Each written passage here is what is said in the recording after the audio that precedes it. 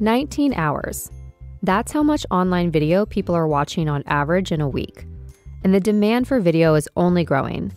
If you're a content creator, you know the struggle of picking between quality and quantity to grow your channel, especially if you're on a tight budget. But who says you can't have both? With Storyblocks, you get all the stock content you need to create amazing videos fast. While most stock libraries have expensive pay-per-clip pricing, Storyblocks gives you unlimited downloads for one set price. Download anything from a library of millions of 4K and HD footage clips, After Effects templates, music, sound effects, images, and more. Everything is covered by our industry-leading licensing that lets you share your videos anywhere, anytime.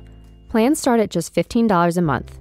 Find all the stock you need and create faster than ever, so you can tell your story your way. Visit storyblocks.com/red circle to learn more. A choice right now, between fear and love. It's just a rock. Out of the dark night of ignorance and into the shining light of truth. Expanding reality. A population of citizens capable of critical thinking.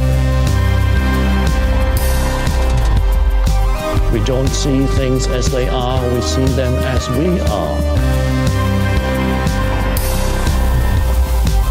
There's a level of reality where everything dissolves into an ocean of energy. We empower our experience by insisting on our authenticity. That's very profound. Very. Expanding reality. Welcome to Expanding Reality. I am your host, Brandon Thomas. On this incredibly cool episode, guys, Paul Ascough returns to talk about his new UFO sightings that he has tons of cool pictures on, which I will be including in the video version of this. And guys, we just had the coolest conversation. He blows our minds as he did the first time that he came on.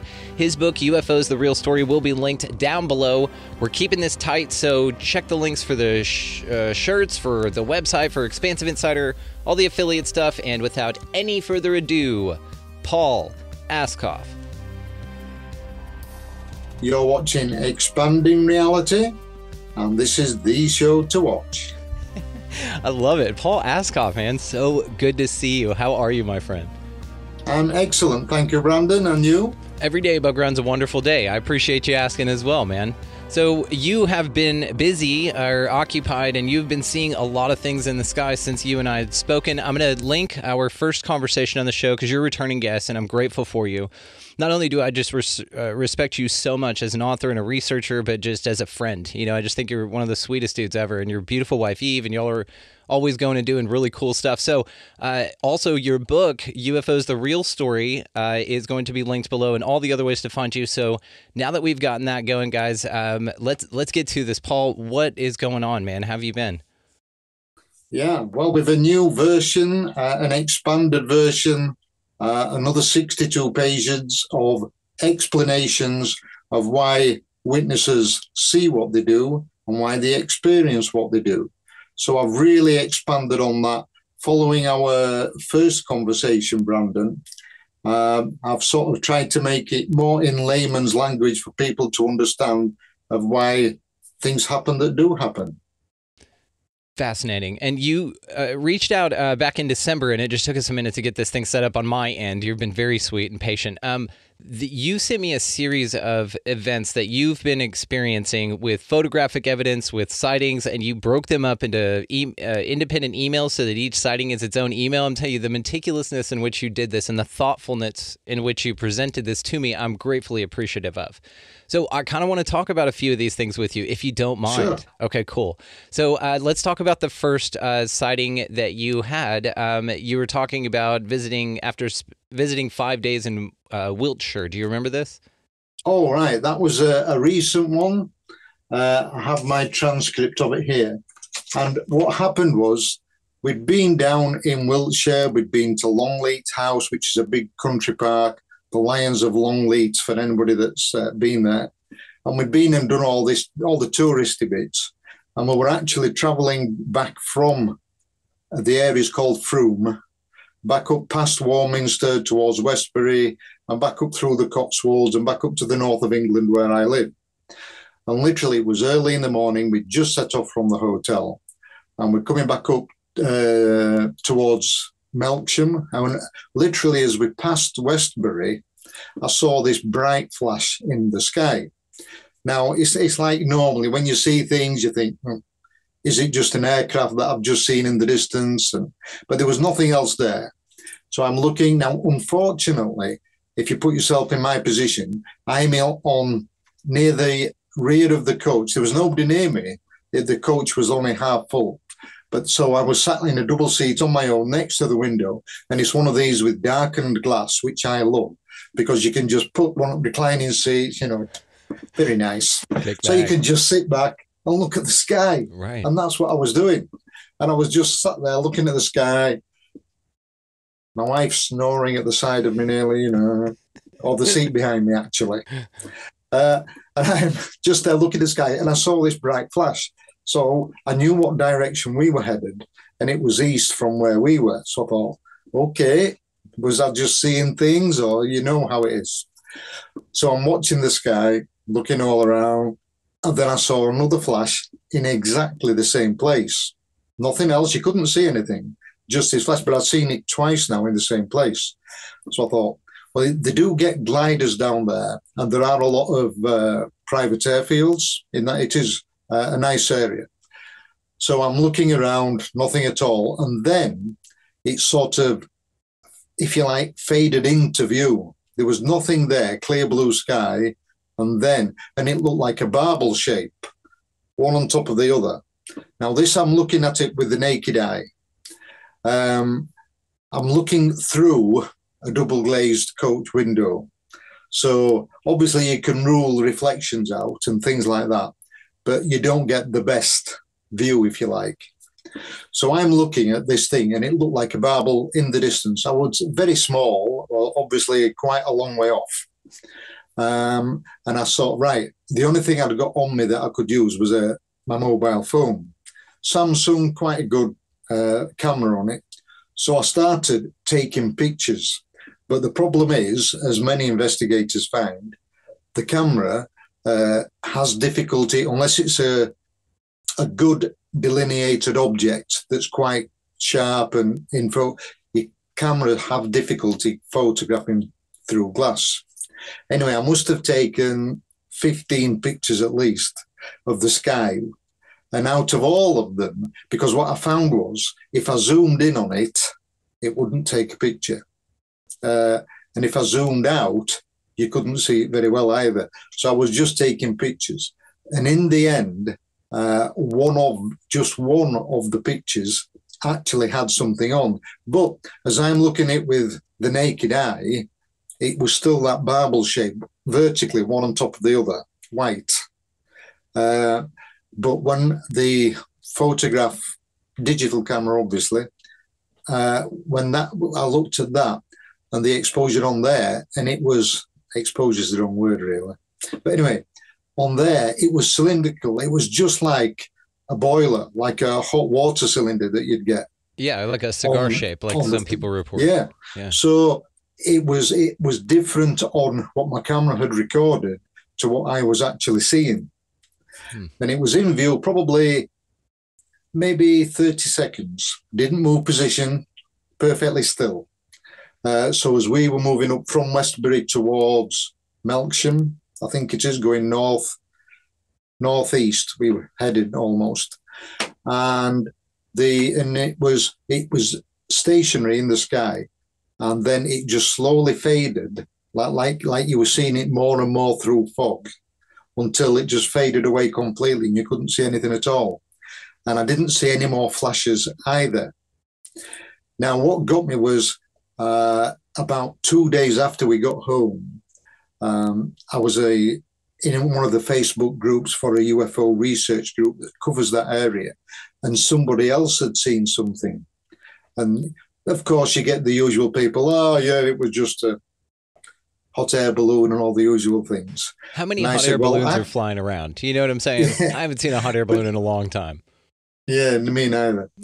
But it was funny that this, literally within, I would say 48 hours, it could have been less than that, I'd seen something in the same area as well. So I contacted them, and that's when I put the photograph that I'd taken where you could actually see something and my account of it. And that's when I put that on their group and on my Facebook page as well. You know, and I do want to point out this, the Real Story Facebook group that you've got, and this is where a lot of these sightings that you post, you're a magnet for these things, which we know from our first conversation together. You and your wife are just like tapping each other on the shoulder. Hey, bunch of orbs. You know, oh yeah, that's cool. Let me finish this paragraph in my book real quick, hon, and then I'll look. That's how routine these things are to you, but you're way more whimsical about it every time, and I know that you guys treat it as a gift every time, which is why you receive it. So it's an awesome thing. So again, the Real Story Facebook group is going to be located down here as well. I wanted to ask you about this case just a little bit here before we move on.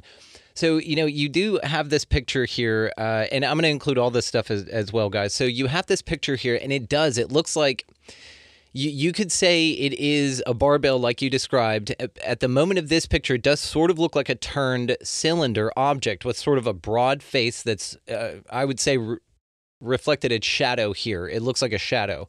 And then the rest of it sort of glints in a symmetrical, pattern. It looks like you can really tell that there is something there, which is really interesting. You also get the best pictures of UFOs. We're going to talk about the Google Street View in here in a minute. So the other thing about this that I wanted to ask you is do you think that it was one fixed shape or that it was changing its shape? I would have to say a fixed shape. We were just seeing it from different angles, so it appeared to be different shapes. But going back to one of the explanations, Brandon, is I personally believe that the UFOs don't just use our electromagnetic spectrum. So that's why I believe that we get the shape-shifting UFOs, and you'll get the red light orbs, UFOs at one end, and the blue, purple at the other, although the majority of them seem to be white because they cover a broader spectrum. And I think it's literally just as that part of it is within our visible spectrum, but there's more of it that's not. And I think that is something that's difficult for not just the lay public, but for investigators as well to get their head around. It really is. Like, it's one of these mysteries that just boggles the mind, and I'm grateful that you have an affinity for making sure that we're clear on that it's still cool to you, because it's cool to all of us what you're talking about here. So also with the glints, I want to know, with the flashes that occurred, do you think that was it glinting off of the sun in some way, or that it was entering our visible world or becoming visible or transmuting or something? Like, what do you think the flashes were? Sort of a here I am, you know? Yeah. Well, again, I don't know. I'm not going to say here I am, but one of the things that people do see a lot of are flashes in the sky. Now, it's difficult because there are medical conditions, which I do cover on my expanded theories, that people will see flashes in their eye. And that is one advantage of being where there's a group of you. And as an example of this, we went with Paul Sinclair to Bempton Cliffs. And while we were there, it was being interviewed by the Outer Limits magazine, by Chris Evers, for an article for the magazine. So they were there all set up with the camera and everything, and Paul's being interviewed. So there was maybe another 6 of us. So we just tried to keep our distance, but we were still looking at the sky. So while we're looking at the sky, we saw flashes. So he's there being interviewed, and as that in the background, there'd be us going, whoa, look at this. Because there were 3 or 4 of us all sort of looking in the same direction and seeing flashes of light at the same time. Now, one of the things which I think has come to the fore more recently with digital photography, and because we're not relying on exposures and on film, digital photography is so much more accurate, and we're getting more of it where things are being recorded at high speed, where they'll be on one frame but not on another. Yes. So you can sort of, for the more scientifically minded, with the speed of the shutter, you can work out how fast something was traveling. Yeah, you can approximate its size and distance from you. Yeah. Yeah. So if you can sort of triangulate and you know how big the object is and how far away from the camera is, you can work out exactly how fast it was going. And I think this is something that's come more to the fore, where people are more aware now of how fast Yes. these, to us, what we perceive and what we see, how fast UAP, UFO, whatever you want to call it, how fast they move. And I think because of the speed that they do and can move at, that is why we don't see or they're not reported as often as they could be, because people just see a flash and something, by the time they've looked, it's gone.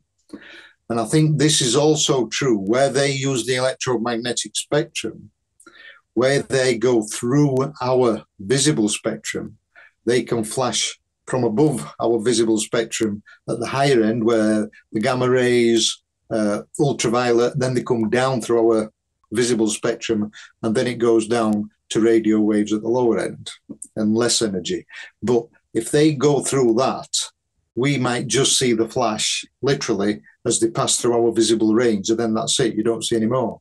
So if something's able to change its vibration to tune itself and goes through it, all you're going to see, all that anybody will see, the witnesses on the ground, they're just going to see a flash of light.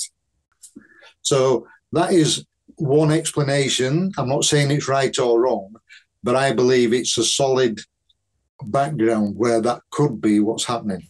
It's like channel surfing, you know, because I think of reality as like channels on a radio, like a radio station or like a TV. Let's just say a TV for ease of conversation. So as you're watching one particular station, let's call it Earth, this time, this place, then you're like, okay, yeah, that's cool. But what if you're an alien and you're like, okay, well, I want to go to a channel. It's on channel 10, but I'm on 4. I need to go 6 up. So what you do is you phase through the different channels, or you scroll through them real quick to get to that channel of experience that you want.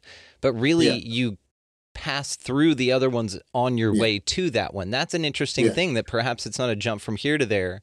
It's a progression, like a path. Like you need to go this direction through the woods to get to that place, but the same dimensionally as well, that they're stair-stepping through, and then they flash in for us real quick, and for them, they're just on their way somewhere else. I don't care if we see them or not. That's fascinating. I mean, if you think about it, the analogy is good. For the older people that are listening in, it might be just like the old-fashioned radio where they were twiddling the knob and, you know. Yeah, and you'd still hear a little bit of the radio is actually a better analogy because of the crossover in frequencies. Because as you go from 96.3 to 96.5, you know, there's a little static or a little fuzz, you know, so there's a little, you can hear a little bit of each until you pick which one you really want to focus in on. And it's almost like you said, the visible spectrum that we're able to see them in only occurs when they're with us for that moment or phased in completely to this station. So actually, again, radio is a better analogy because there's a bit of nuance into dialing it in a little bit better, which would more explain how it appeared to drift away in a fog to you rather than blink out of existence. But the other thing is we hear about craft that do blink out of existence. So maybe the same thing, maybe they're just, you know, faster or a different type of technology. If you think, if we go back to, if you'll allow me to give a quick explanation of, I will allow you to take your time, sir. You please just tell us everything you want. I just love hearing you talk. Please go ahead. Okay. If we'll go back to the beginning with the normal electromagnetic spectrum that we use in our world, if you like. There's the radio waves, the lower energy and the longer wavelengths at the lower end. And then you come up from radio waves through the infrared that generates heat into our normal visible spectrum, where you've got red at the lower end. Then you go through the visible spectrum up through the and out through the, I'm going to say purple, but ultraviolet end, because then when we get to ultraviolet, X-rays, and then gamma rays, the higher energy and shorter wavelengths. Now, the thing is, that is the electromagnetic spectrum that we're aware of. The cosmologists and people with far better brains than I've got, they believe that most of the universe now is made up of dark energy and dark matter. And that is what explains a lot of the things that they haven't been able to explain before. But it also helps us to explain both the paranormal and ufology. Because if ET is, I'm being very kind here, 1,000 years in front of us, they may well be 50,000 years in front of us. By being this advanced and having their technology, they can understand not only our spectrum from one end to the other, but the whole of the dark energy and dark matter, and use it. So it's like a stack of frequencies on top of each other. And this is the interdimensional thing. This is where we get the crossover between one dimension and the other. And all this that we can't see, this dark energy and dark matter, are just the different dimensions. It's as simple as that. Now, I'm not a scientist, but it's a simple explanation of why we see what we do, why we experience what we do. Why are these areas like Skinwalker Ranch, these areas all over the world? And I think, I mean, the Bermuda Triangle. So it's like, oh, there's a Welsh Triangle, there's a Bermuda Triangle, there's this triangle and that triangle. I do not believe that the triangle is shaped at all. I think that's just man putting his, well, it was that point and that point, yeah. Just landmarks, right? Yeah. Another one's the Meadow by Trey Hudson, another fellow author of yours on Flying Disc Press. Trey Hudson has the Meadow Project. It's out there. The South Skinwalker Ranch is another crazy one of those places. He will also verify and does not call it a triangle, sir. So good call. Yeah. And I also think that these areas are what the old American Indians, our shaman, all over the world, in India, China, all these different places. This is what they were more in tune with. They were more aware of these areas. And that's why, going back to, we'll use Skinwalker as an example, that is one of the reasons that they have this, the original American Indians sort of held it as sacred because they knew that they couldn't control it. They were aware of it, and maybe the shaman could use the energy from it. And I think that's what UFOs do. And these areas are where, if you like, the veil becomes thin. So it's easier to cross over from one to another. Now, these are all over the world, and I bet there's thousands of them. Some obviously more better known than others. But I believe this is where we get a lot of magnetic anomalies, where we get a lot of seismic fault lines and things like that, where we get a lot of the Ring of Fire around the Pacific and China and Japan and all this.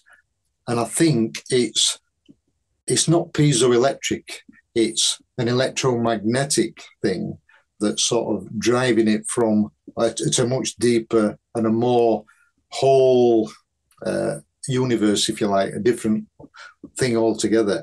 And we just use the electromagnetic, like a guy called Paul Devereaux. Yeah, Paul Devereaux. Yeah. The French. He was a journalist and investigator, and he said it was a piezoelectric effect from tectonic plate movement that was creating these earth lights, as he called them. Now, I can agree with it, but only to a certain extent, because he was saying it accounts for all UFOs and things like that, and it's just a piezoelectric effect of the rock, because the energy has to find an escape somewhere, because everything is energy. Now, I can go along with it to a certain extent, but when you've seen UFO, when you've seen UAP, whatever you want to call it, you know it's not just an electromagnetic effect. It's controlled. When I saw mine and many others, and I'm sure people like Whitley Strieber, Travis Walton, they'll tell you it's definitely not a piezoelectric effect. But the thing is, there are these areas all over the world, and I do believe that UFOs use this to their advantage. Because if you think about it, if you're completely in control of the whole of the electromagnetic spectrum, not just our bit, but all the dark energy and dark matter as well, it becomes easy then to move at will through everything. And that is why I think UFOs are often seen, like they're seen at Skinwalker, they're seen at the Welsh Triangle, they're seen over the Bermuda Triangle, they're seen in these areas, Trey Hudson, these other lights that they see, the Marfa lights, and there's places, Australia, all sorts of things. And I think they're all related. And I think a lot of, also you could go on to cryptids, and I'm changing tack here a little. No, it's all important. It all has to do with the conversation. Yeah. Where, again, that's something that I think is on a different level to us, I'm going to say a different dimension, where people will see spirit, people will see a ghost, and it looks like a solid person. And it's the same with cryptid. You'll get poltergeist activity where they can physically move something within our vibration.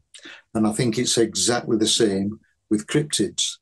And that, going back to what I mentioned previously, when your higher self, your soul, not that you can communicate with it, but your soul knows where we are on our level, on our vibration. So suddenly you trespass, if you like, or inadvertently cross over in one of these areas to another vibration. That's when we get no sound. How often do we hear cryptids, UFOs? It suddenly went quiet. The Oz effect, effect, there were no crickets. Yeah. There were no birds. There was no wind. There were nothing. And that's because you're not within our normal acoustic range, because you're in a different place. And also, that is when I think your higher self, your soul, recognizes that you're not where you should be. And that's why people experience that terror, that abject terror, that, they're absolutely scared to death. And even to the stage where people are reluctant to go back to the scene because of that feeling. It affected them so much. And it's because your soul knows, well, this is what happened last time. I don't want to be doing that again. Yeah, but let me ask you this. I think it's a subliminal protective mechanism. I think it's absolutely subliminal, but I want to ask you this just to kind of introduce a new perception. So whenever I sat down to interview you for the first time, I hadn't been doing this very long, man. I was scared shitless. I would sit there and just like shake and stuff. I would drink like 3 or 4 beers before a show just to kind of calm my nerves. But I still showed up for it every single time because the fear to me is an indicator that it's actually something amazing. And I'm kind of in the habit of running towards what scares me. And this has been the difference in my life so much so. So let me ask you this. When it applies to the UFO phenomena, do you think that fear is really just misunderstood anxiety or excitedness that it can be transmuted in a way that really it's shown to be what you wanted and something that you chose to have rather than this scary experience? And even then, if it is that, whenever you're back here, air quotes, whenever you come back to baseline or you're not in that zone anymore, which, man, that was awesome. The eerie way that you just described that place, we all just stepped into, so thank you for that. And whenever you come back from that place, is it something to where, like, as you interpret it further, it starts to make a little bit more sense or becomes either way more erratic, and so therefore it shapes the way that you feel about it? But either way, let's say that fear, again, in my mind, because after I interviewed like you, or like when I sat down to interview like Neil Donald Walsh or something, I'm like shaking, dude, but I still show up to keep doing it because even though it scares the shit out of me, I know that it's something awesome for me. Do you think that there's a little bit of that in the UFO phenomena or Bigfoot or cryptids or anything like that? Yes and no. It's fair. Yes, because it's the normal human psyche to not put yourself into danger. And I think that sort of fight or flight thing, to a certain extent, yes, you can control that. However, I think this is more of a primeval thing where it's a body, it's a soul reaction. And that's why people get that depth of being afraid and depth of terror that they do. One example that's been on television on a recent series, did you see the Port Lock in Alaska? I did not, no. Right. In essence, it was a small fishing community where they started a factory processing fish in Port Lock in Alaska. the townspeople from day one would experience lots of weird and wonderful things, including a lot of people seeing and being scared by Bigfoot. And then what happened was they were being attacked at night. Lots of people were seeing, people were terrified, people were going missing. And in the end, it was only a small town. They were so scared, they actually all left. And it just, I'm talking probably 40 years ago, something like that. I can't remember off the top of my head. Now, a group went back with some of the original descendants of people from Portlock, and different things happened. But one of the guys, he went out watching and he said, usual bravado, oh, nothing's going to scare me type of thing. And he went out and he was just sat there waiting. And then he heard something sort of not stalking him, but looking around him. And then something whispered in his ear. Oh, no thank There was nothing there. Oh. And it was like, and he just went, whoa, I'm out of here. Nope. Yeah. Oh, what did it say? This bravado was all right up to a point. Yes, yeah, I'm cool, and now I'm not cool. What did it say? Was it intelligible? Like, did it know? Was it a foreign language, like a Native American language? It was just like somebody whispered, but it didn't know what it was. No, thank you. But the reason I'm saying this is, if you imagine it from a ufological point of view, for something that does understand and can manipulate and use the whole of the magnetic spectrums and the dark energy and dark matter at either side of ours, it then becomes easy for them to use these areas, like Skinwalker will use that as an example. And that's why UFOs are seen there. It's not because UFOs are particularly have a base or anything like that at Skinwalker, but it's an area, it's like, for want of a better term, that's a portal to them that they can use. And that's why there's reports of the cattle mutilation, the Skinwalker, lots of ufology, but then also you get the darker energies and the lower energies that come through. And this is where I worry about people like Paul Sinclair at Bempton and using that area, and then the group now that are using Skinwalker and investigating up there, where they get attachments and things like that, and they do get ill, and they can be proper physical effects on your body from these areas. And it's something, again, that ET is completely in control of and know what they're doing, and we don't, and we can have bad repercussions from, because it's energies that are not good to us type of thing.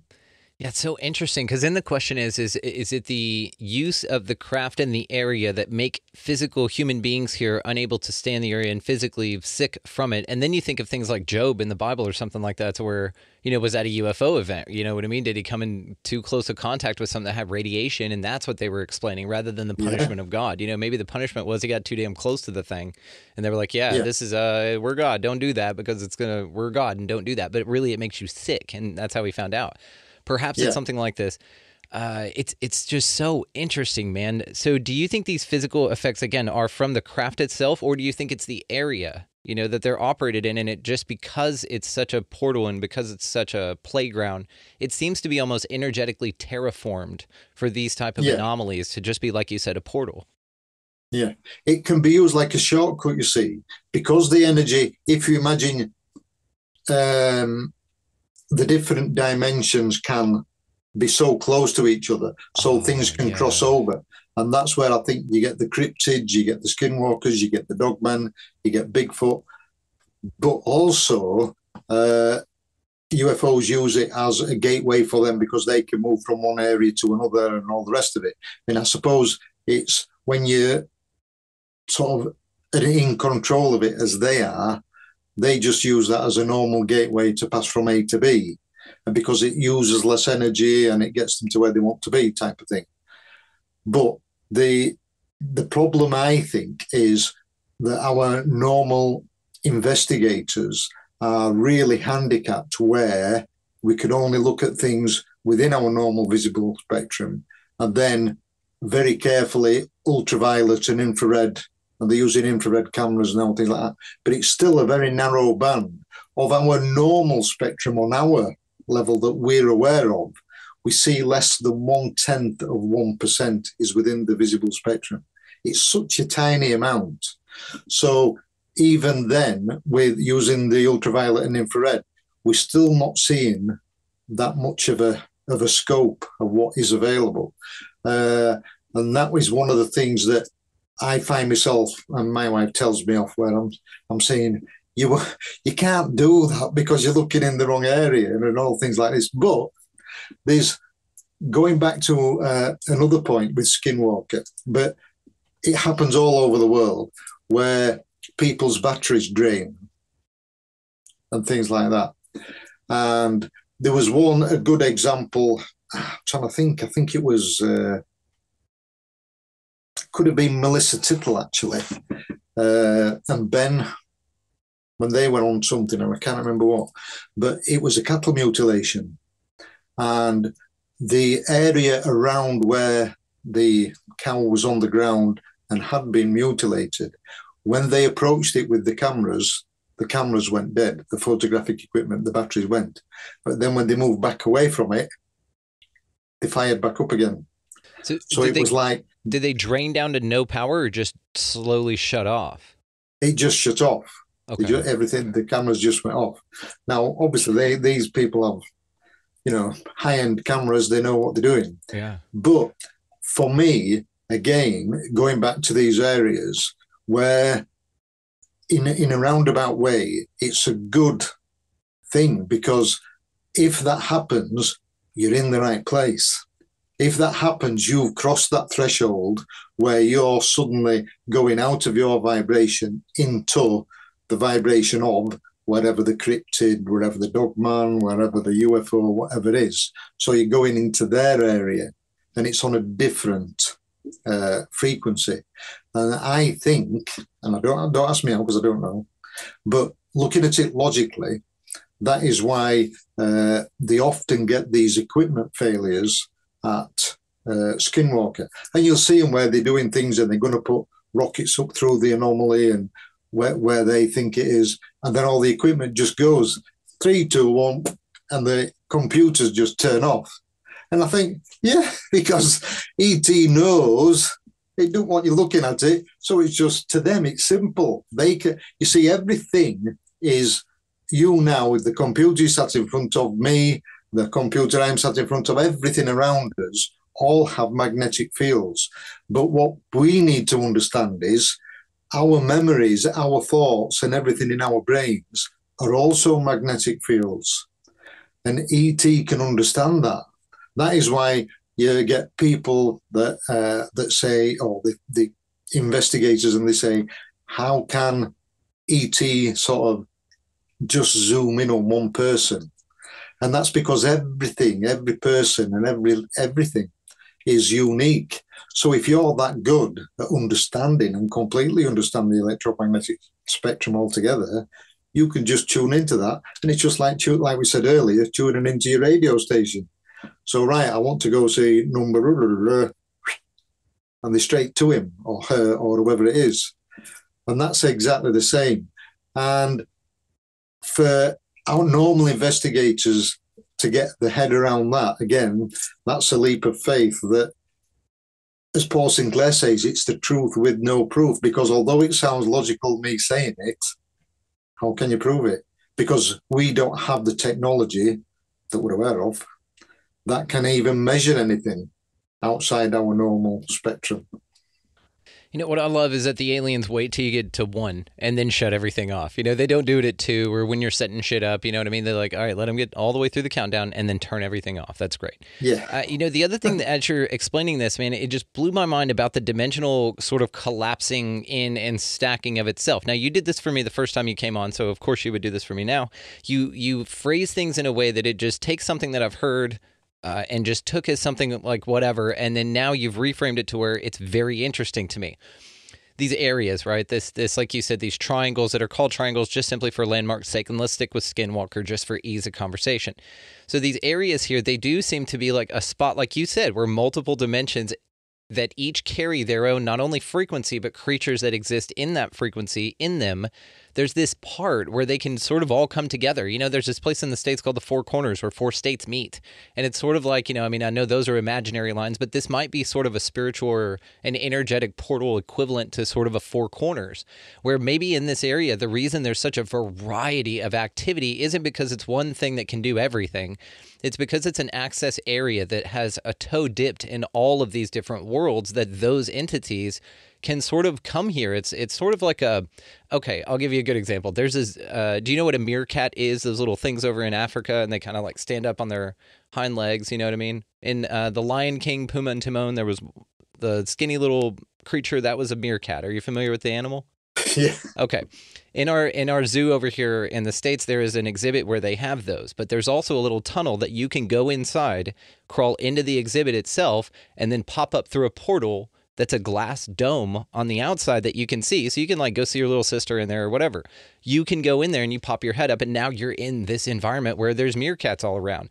It could sort of be this equivalent to where you have access to a world through this means or through this area. There's a tunnel there, all of it energetic probably, to where then you have a glimpse or an, even interaction in this area. And perhaps, like you were saying, these skinwalkers that appear could be anything. Maybe it's just a dog man because dimension 4 blends with dimensions 1, 2, and 3 here. And dimension 3 is where Bigfoots are. Dimension 2 is where UFOs and aliens and shit are. And we're in 1. And maybe this point where they all converge is sort of an access for all of them. And it's sort of this interesting interdimensional highway that you talk about now, where you took it even further from me as you kept going, is that it's a vibrationally specific thing as far as what you encounter in these areas, which I love. I'm right here with you, and so is the audience. The idea that whenever you're looking in the sky and someone sees a UFO, someone doesn't. Whenever there's a near-death experience that happens, someone sees angels and demons, someone sees Buddha. Like the idea that the way that you are is the way that whenever phenomenal things happen appear to you as has everything to do with it. If you're in a scary situation, like you said, perhaps these areas scare the shit out of people and give them bad experiences so that they don't come back because they're not welcome here energetically. But perhaps if some people do go out with a good heart, no cameras, we're not trying to, and maybe they gain access to some really cool wisdom there that perhaps like you were talking about, the indigenous people here had access to something. Maybe not all of it was bad. Maybe they themselves, like their shaman or something, reached a air quotes vibrational level where they could interact with something in these phenomenal areas that came through with an energy that was amazing and abundant and resourceful. And so it kind of has its dual-edged sword, but also it's a built-in safety mechanism. So you don't get a bunch of dummies wandering through the portal that aren't a vibrational match to go interact with things that they don't understand. You know what I mean?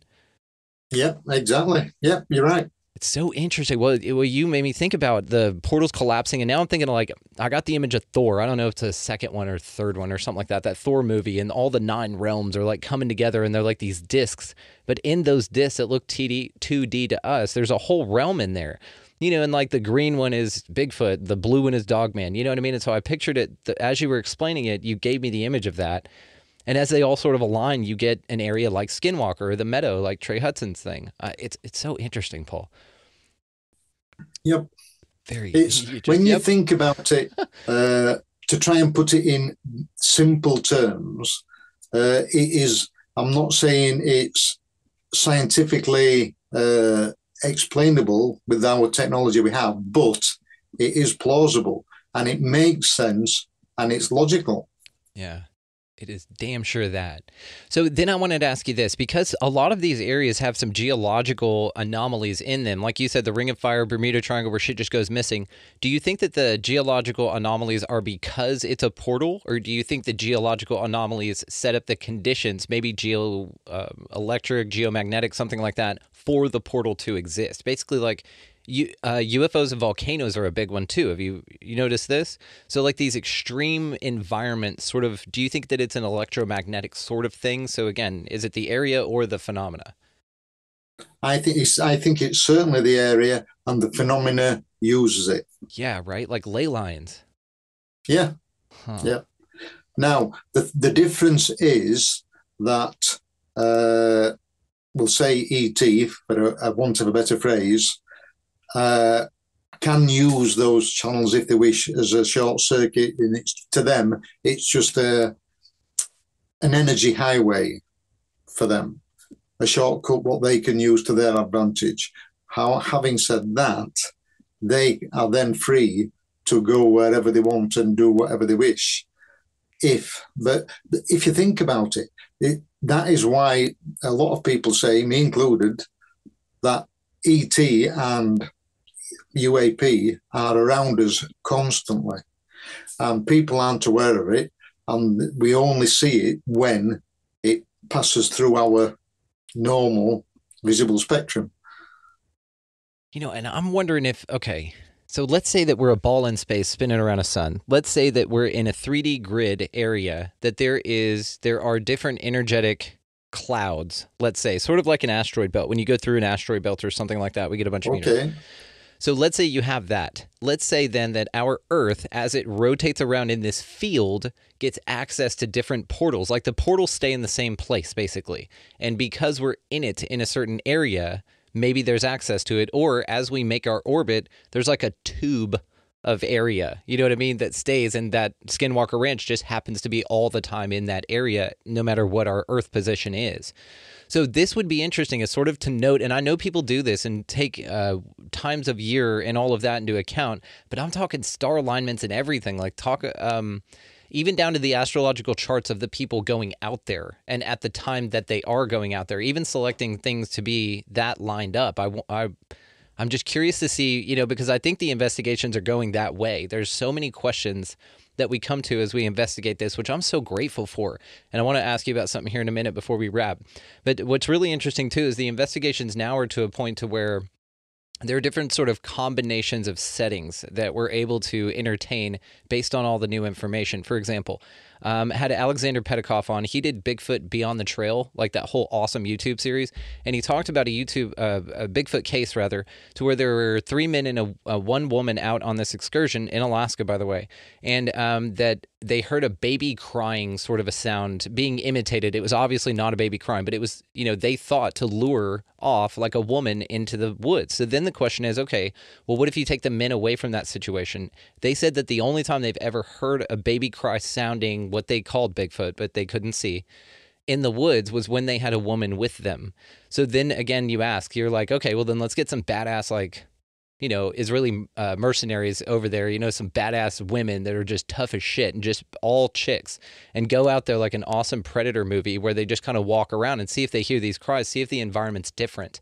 Because even in UFO cases, I've heard that the occupants will just say ET, treat men and women differently. They treat men as something that they need to overpower immediately because they can themselves be threatened by that man being unincapacitated, if that makes sense.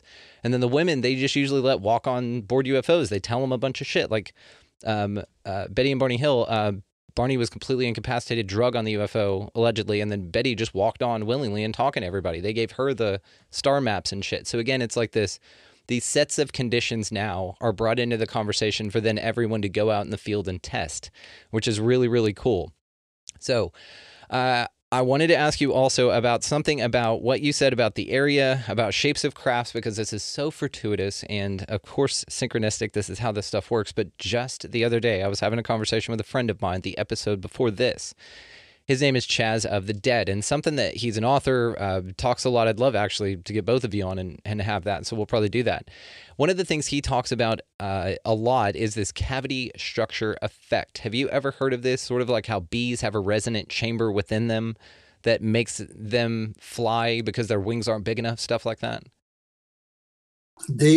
Are we talking the ET craft, are we talking? Yeah, so basically what bees have to do with ET craft and how this cavity structure effect, this resonant chamber, basically could explain how UFOs fly. Could be one explanation. Now, there could be many, right? Dozens and millions, who knows? Yes, but you said one word wrong there, Brandon, and that was fly. Oh, okay. My apologies. Operate. Yeah. Yes. Thank you. Yeah. You see, this is the other thing where I love it when you get these people on, and especially when you look at the old documentaries, and there is a change, and attitudes are changing and things are becoming more open.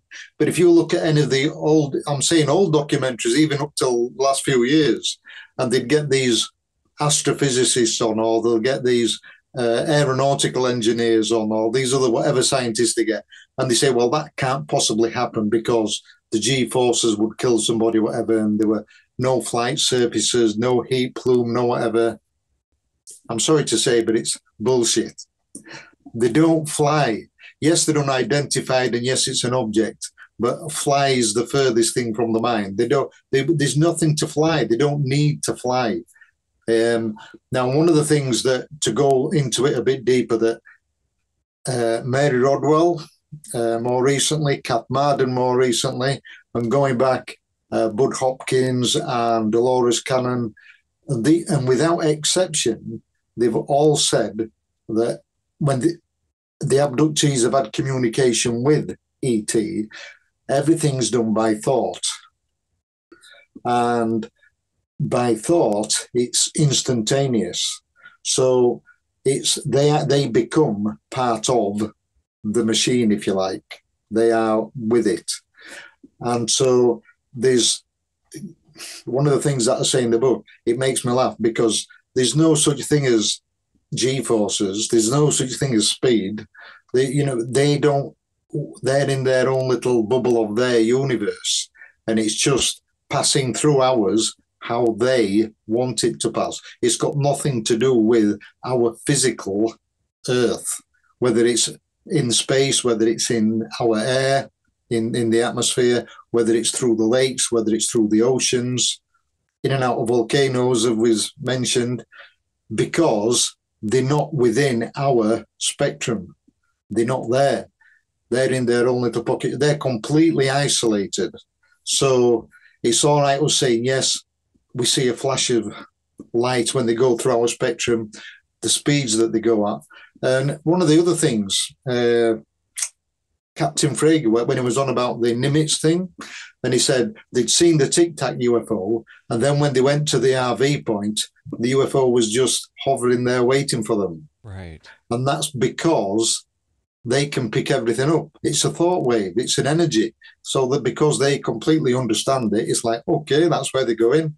I'll just, boom, I'm there. I'll just wait till they get here. You know what this makes me think so much about? Please go ahead. Damn, I love this. I love this. Yeah, so people don't understand. It's like, right, one of the things, when I sent you the video that I took. I took an 18-second video of something in the sky. I'm going to say UFO because it was unexplained. And walking back to work, and I always look at the sky, but where I did work then was an industrial estate. So there were these huge lights. So you do get a lot of background interference with it. So you can't see very much above the larger constellations, and that's it if you're lucky. And I was going back to work, and as I'm walking back, this was like 3 o'clock in the morning. There was only a few low clouds. The rest of the sky was clear, even though you couldn't see the definition and depth of clouds. But this light came out of the cloud. As it came out of the cloud, it got brighter, as an aircraft would if it was going on a normal flight path. Coming into land, they put the land. I know aircraft have a lot of different lights for different things, but they generally put the landing lights on, so you get this bright light shining out at the front. So it got brighter as it came out of the cloud, and then it was stationary. And straight away, again, it's a thought, and you recognize that it's odd, that it's not right. So I got my phone out immediately and started videoing.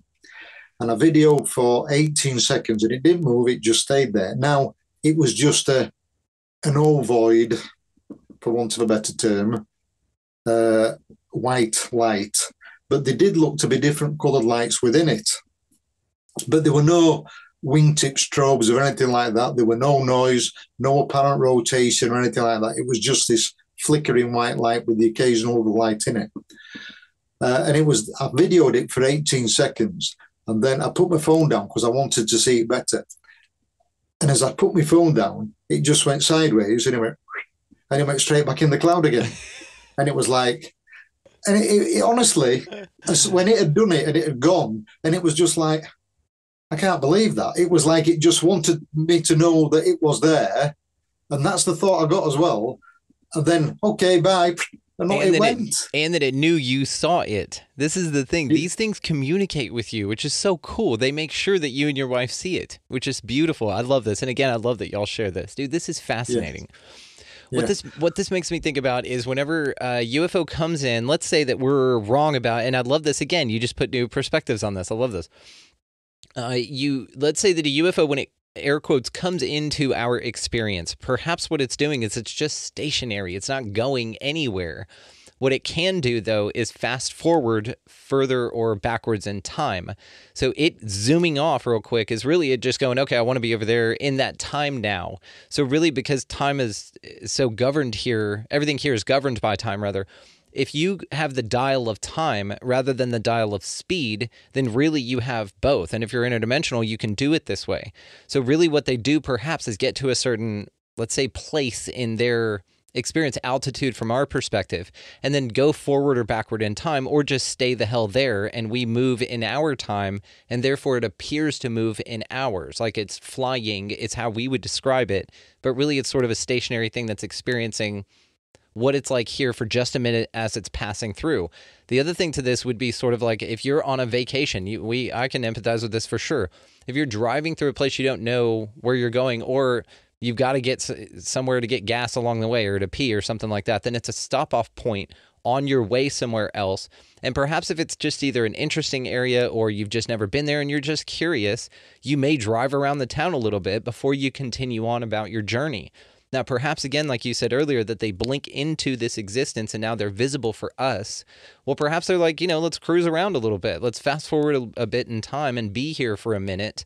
Yeah, we don't care if we're seen or whatever before we pop on to our next jump point in the next dimension, something like that. Or they hop in here and need to go from the meadow in the South Skinwalker Ranch over to the Skinwalker Ranch for that portal, like it's a layover zone. You know what I mean?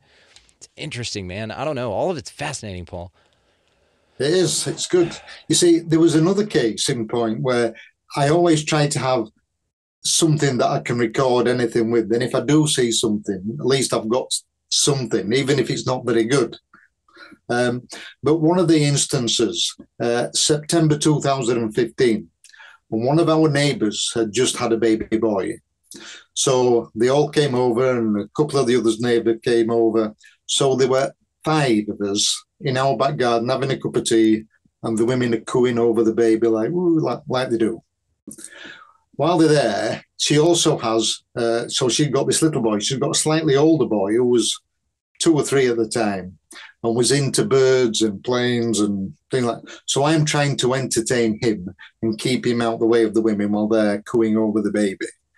And we'd been looking at birds, and I'd got one of these mats on the lawn at the back of the house. And we were actually laid there looking for aeroplanes and birds flying over. As we're doing that, there's a flash in the sky at rooftop level between the houses. And as I looked up, there was what I can only describe as a perfectly spherical glitter ball. We've all seen the Strictly Come Dancing glitter ball. It was just like that.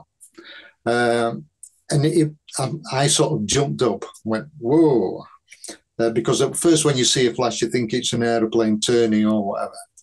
But it wasn't. It was perfectly spherical and just a shiny ball.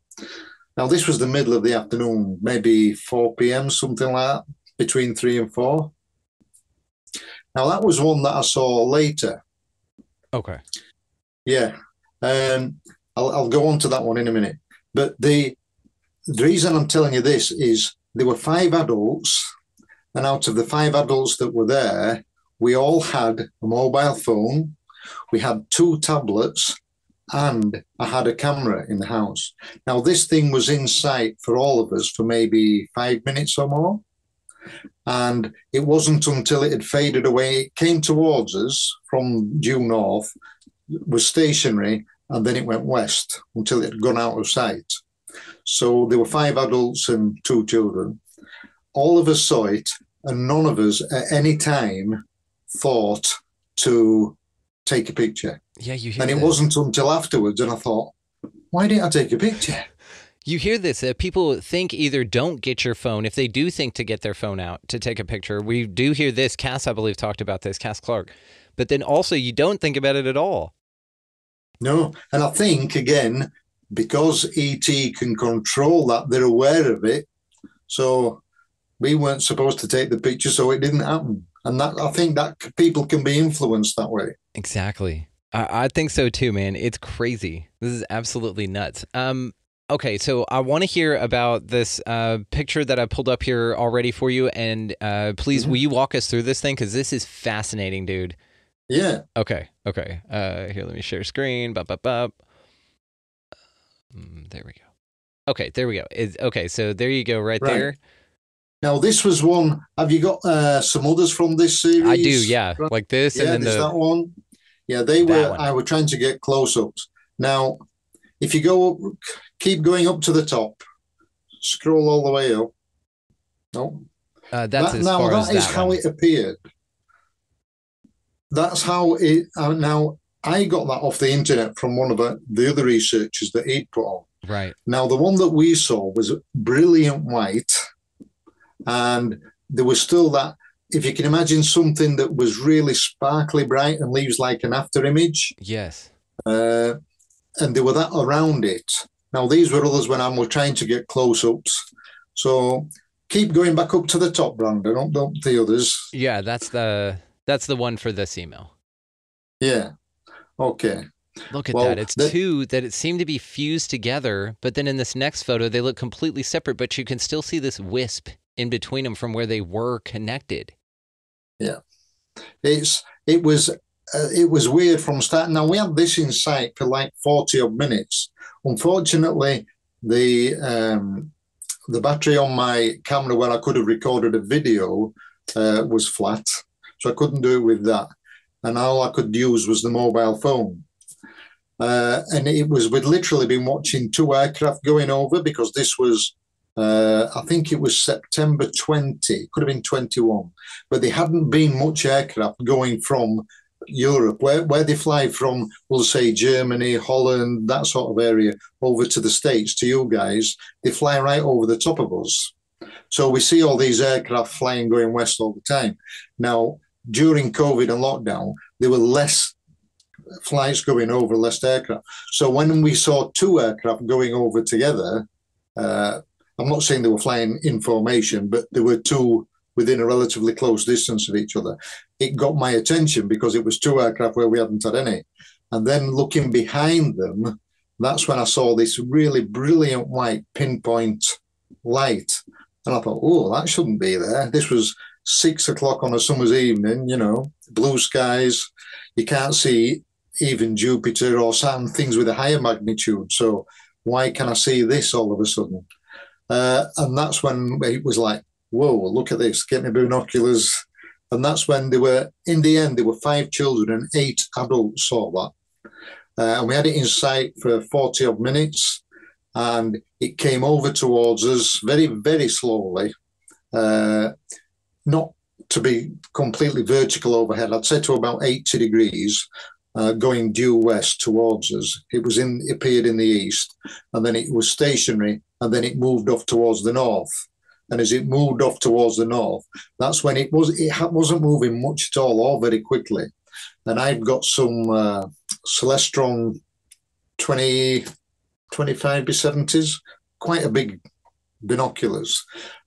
So we've got some of the lounging chairs that really recline, and we were actually laid on our backs so that you could rest your elbows and use them without your arms aching, type of thing. So there were 4 of us who had been looking at it through that. And that's when it looked like a donut shape on its side with these other lights around it.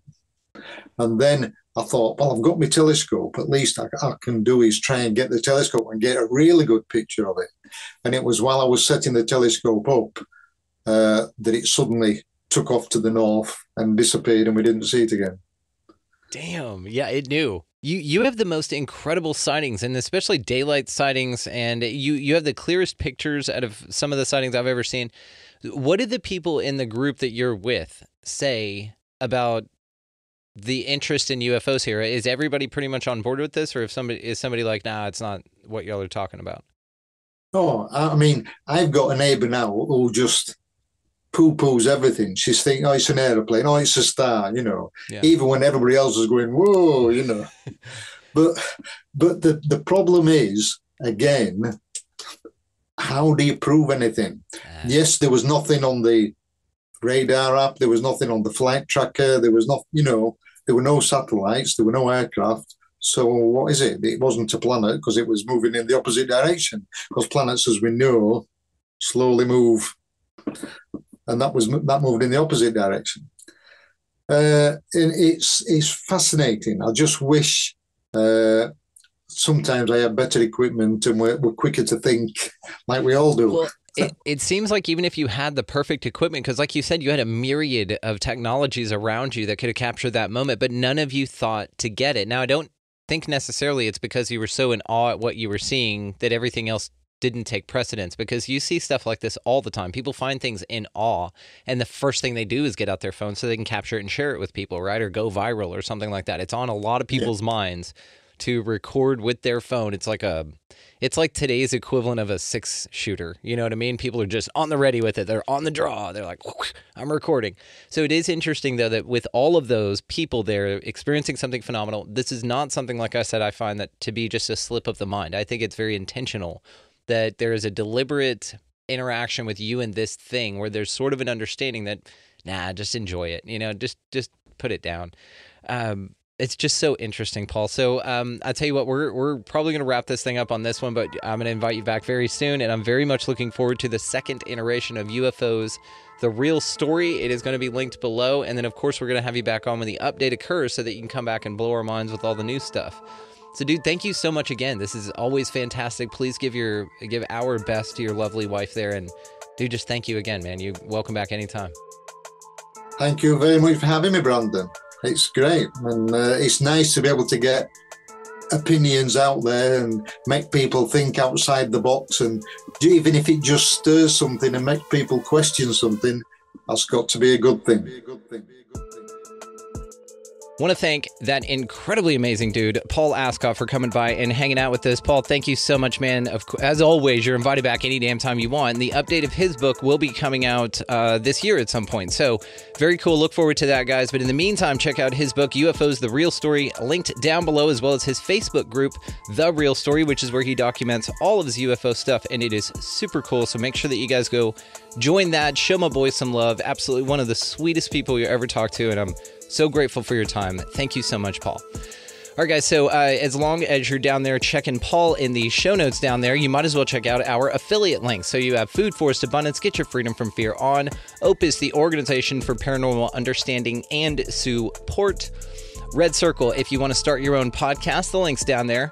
Also, if you really want to level up, guys, the Manifestors Guide, that link down there at checkout, if you decide to take Dewey up on that, it's Expanding Reality, all caps, no spaces. He sweetens the deal after that. It's changed my life. I highly recommend it, which is why I'm so grateful to be in partnership with him.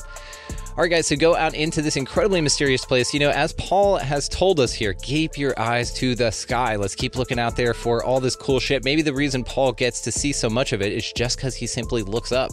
So maybe take a few minutes out of your day or evening to do that. It's always a cool, relaxing thing to do anyhow. While you're out there doing all that cool stuff, guys, pick up a piece of litter if you feel fancy. Also, buy somebody in line around you a coffee or a meal. Something super simple goes an extremely far way as far as this collective goes. And of course, get out of the left-hand lane. You got somebody else behind you wanting to pass as you traverse this beautiful landscape of ours. And above all and anything else, guys, go out into this beautifully mysterious and amazing place, whatever the hell this thing is, and y'all just be good to one another. Be good to one another. That's it. Take that away from this. Thank y'all so much for watching, for listening, for engaging, and just being the coolest sons of bitches ever. We'll see you next time.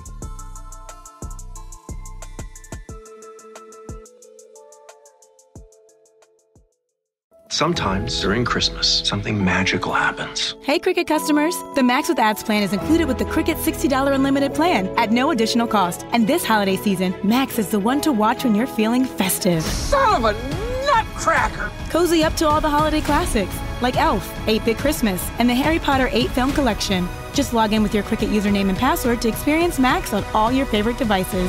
Phone plan streams and standard definition. Programming subject to change. Fees, terms, and restrictions apply. See cricketwireless.com for details. At Sleep Outfitters Outlet, great sleep is a big deal. Save 40 to 60% every day on every Sealy, Stearns & Foster, and Tempur-Pedic. Queens as low as $249. Customer exchanges, closeouts, and floor samples. Inventory changes daily, so come in for your dream deal today. With no credit needed financing, expert advice, and up to 60% off retail, it's never been easier to get the sleep and savings you deserve. Go to sleepoutfittersoutlet.com for financing details and to find a store near you.